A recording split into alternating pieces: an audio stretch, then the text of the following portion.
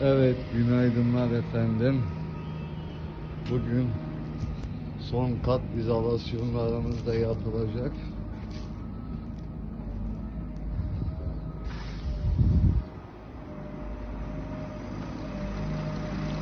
Ve ufaktan hareketler şükür başladı ama arazi çamur çorak.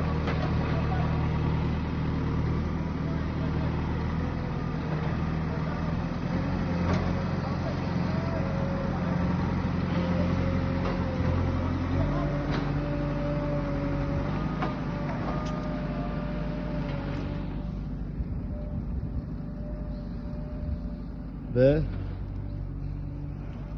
yazın sonuna geldik.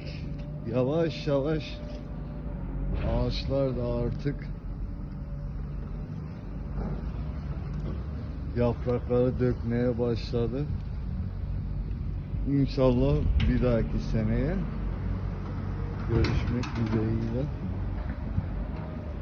Hoşça kalın. Bütün her şeyimiz, her anımız, yüzümüz bu güneş gibi aydınlık ve mutlu olsun.